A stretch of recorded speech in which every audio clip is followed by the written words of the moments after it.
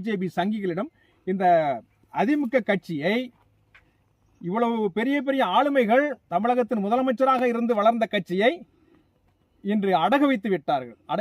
அடகு வைத்து விட்டார் இந்த எடப்பாடி பழனிசாமி.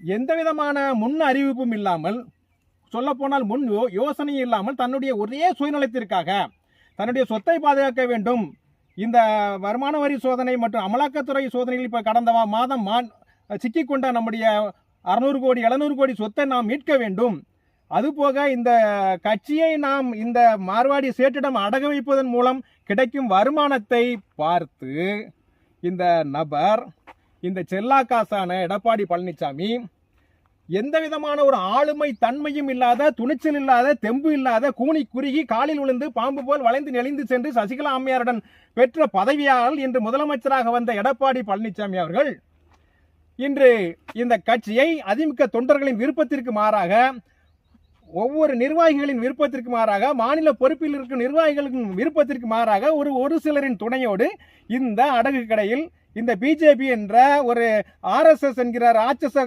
ஒரு கொடிய விஷம் கொண்ட நாகப்பாம்பின் மடியில் தவழும் குழந்தையான இந்த பிஜேபி கட்சியோடு இந்த கட்சியை கிட்டத்தட்ட இணைத்தது போன்று செய்து அடகு வைத்து தமிழர்களின் மானத்தை கப்பலேற்றி கொண்டிருக்கிறார் இந்த எடப்பாடி பழனிசாமி அவர்கள்.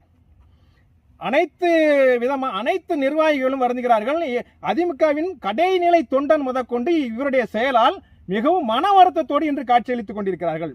எப்படி சென்ற பாராளுமன்ற தேர்தலில் அதிமுக சார்பாக அந்த தேர்தலில் வேட்பாளராக நிற்பதற்கு கூட யாரும் விரும்பாத ஒரு சூழல் நிலவியதோ, அதே போன்ற ஒரு சூழல் தான் இன்று எந்த ஒரு தொகுதியிலும் நிற்பதற்கு கூட துணிச்சல் வராத ஒரு சூழல் தான் இன்று அதிமுக தொண்டர்கள் மத்தியில் நிலவி கொண்டிருக்கிறது.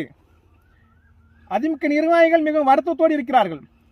எடப்பாடி அவர்களும், வேலுமணி அவர்களும், முனுசாமி அவர்களும், உதயகுமார் அவர்களும் இணைந்து ரகசியமாக பேசி திட்டமிட்டு இந்த கட்சியை பிஜேபி என்ற ஒரு ராட்சச கருணாகத்திடம் ஒப்படைத்து விட்டதாக அந்த அதிமுக தொண்டர்களே மிகவும் மன வருத்தத்தோடு சொல்லிக் கொண்டிருக்கிறார்கள்.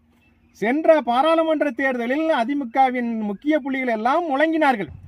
அதிமுக நம்ம எடப்பாடி பழனிசாமி கூட மேடையில் பேசும் போதெல்லாம் இந்த பாராளுமன்ற தேர்தல் மட்டுமல்ல, வரக்கூடிய 2026 சட்டமன்ற தேர்தலிலும் பிஜேபியுடன் ஒட்டும் கிடையாது, உறவும் கிடையாது, உறுதியாக சொல்கிறேன் என்று அவர் உரிமைய காட்சிகளை எல்லாம் நாம் இன்றும் வேதனையோடு சிரித்துக்கொண்டே பார்த்து கொண்டிருக்கிறோம்.